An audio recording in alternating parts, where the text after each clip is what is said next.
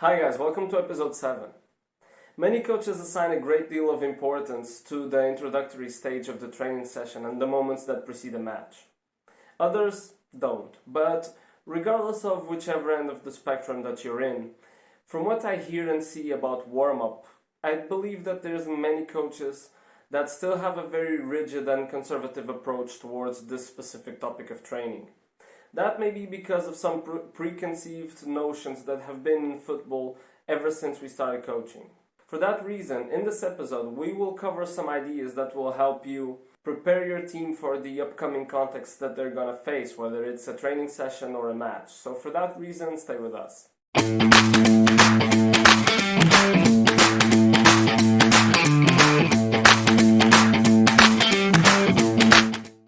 To begin with, context plays a big part in our take on warm-up. In this episode we will be separating between training warm-up and game warm-up, as both are preparing the players for very different contexts.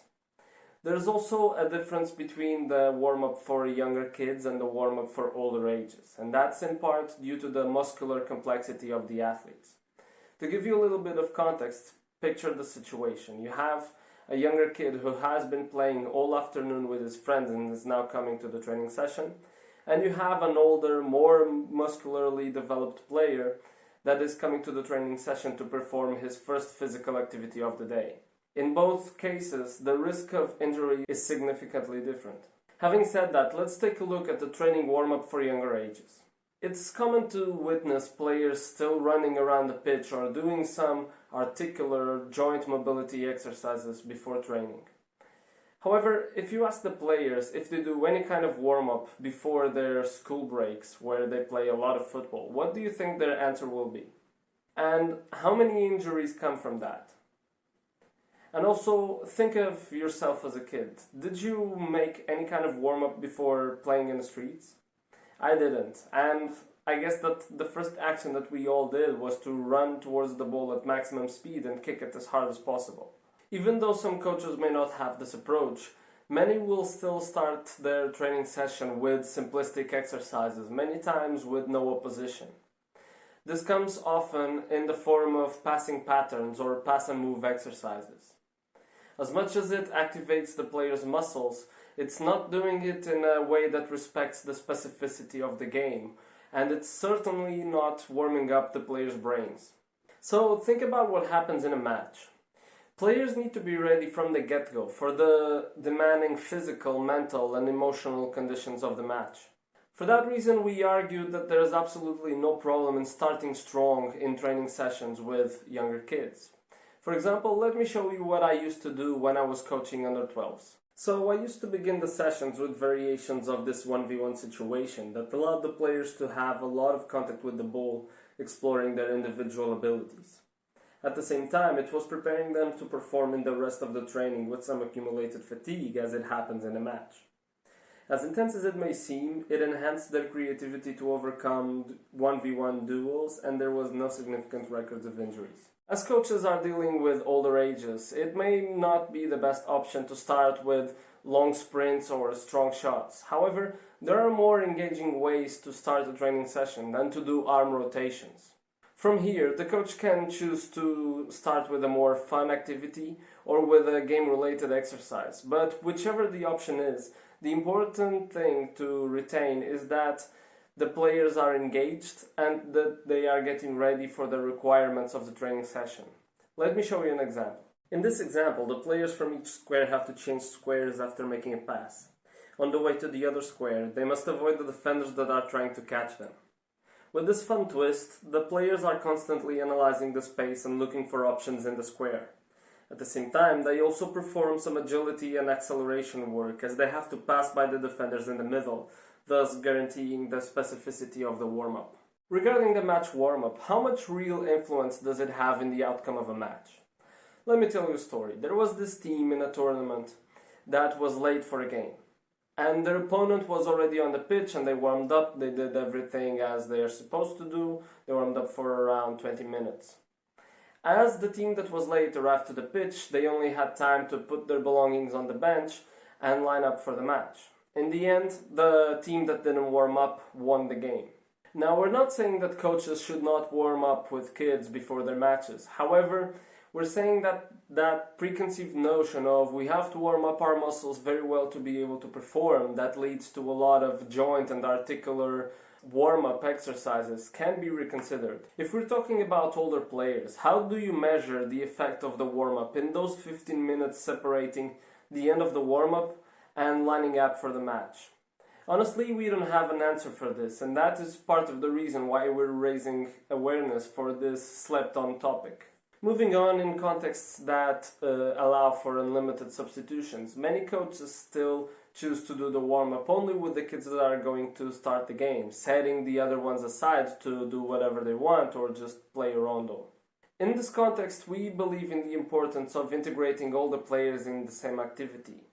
Firstly, because when you're in a context that has unlimited substitutions, the focus should not be in the end result, but rather in the development of the player. So for that reason, the players should not be neglected and should have a chance to participate in yet another learning activity, rather than being set aside to play a rondo with little or no coach supervision. Secondly, it also means that there will be more rotation in the team, so every player should have the ability to participate in an activity that stimulates their motor and cognitive skills, preparing them for the match. Let me show you a simple example. In this example, it's possible to integrate all the players by spreading them across the lines.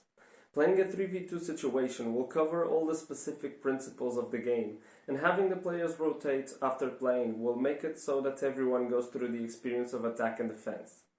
To make it even more game-related, one possibility is to have the defenders pass one of the 3 lines after they steal the ball, simulating a transition. In case there are not enough players, you can then adjust to play a 2v1. Additionally, I cannot stress enough the importance of stimulating the player's cognitive ability before an activity. Because football throws at the players endless problems that require a quick practical solution, creating constraints and building exercises that help the players stimulate that cognitive ability will allow them that split-second advantage over their opponent in decision-making, that will allow for better runs, better passes, better positioning, that in the end will help the team come out on top. Let me show you 2 examples. In the first exercise, the player waiting for the ball has to decide between a movement to one of the sides in order to receive a diagonal pass from his colleague, depending on the dribble that he makes. Apart from stimulating contact with the ball and creativity, it's also forcing the players to think and act, considering the game situation that is happening right in front of them. There's also a lot that can be done with colored triggers.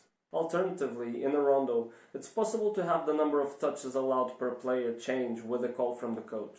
Going from free play to 1 to 2 touches will force the players to change their behaviors and speed of actions according to the constraint that they're facing at the time.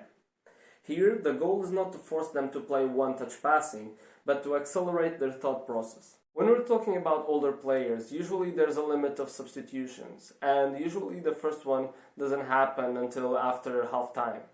In that context, we argue that it's acceptable that the warm-up focuses only on the 11 players that are going to start the game.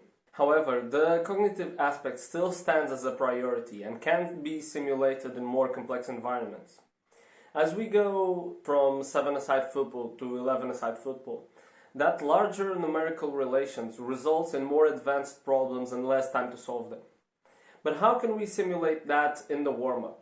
Let me show you a couple of examples. In this case, starting with a 4v4 with 2 bouncers in a first stage and evolving to a 5v5 will also force the players to adjust the way they play to the context that they are facing.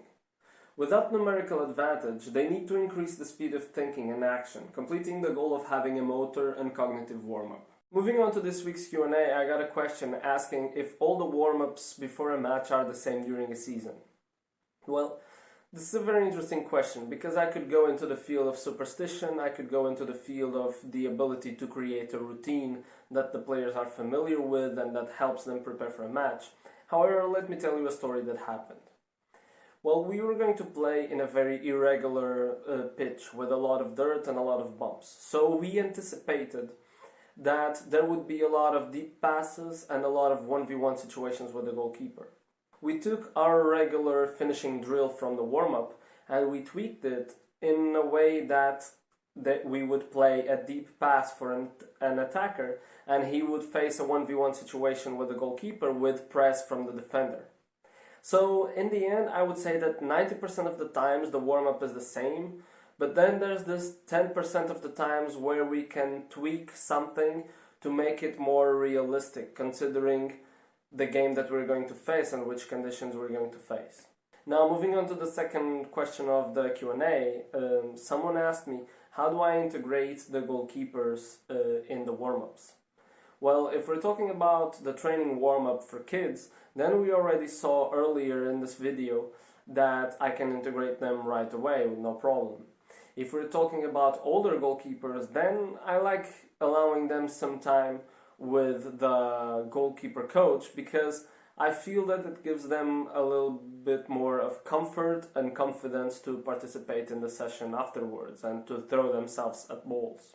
If we're talking about the match, then roughly half of the time or a bit more, I prefer to leave them with the goalkeeper coach, because they can simulate better than me the problems that the goalkeeper is going to face in the match, rather than being with me playing a rondo, for example. Now, most coaches are not training at elite level, and that means that most of the times they are working with unbalanced squads in terms of talent. That leads to a lot of complaints about how difficult it is to have a smooth, fruitful training session. For that reason, in the next episode, we will be talking about the challenges of working with unbalanced squads and how coaches can cope with that situations and find ways to work around it to, at the same time, improve their most talented players and their least talented players. Until then, if you're looking to continue your development as a coach, then you can find daily content across any of the social media channels that are linked in the description. If you're into discussing training topics, then you can follow the link to our WhatsApp group and also follow Freecoachtalks on Reddit. Once again, thank you for watching.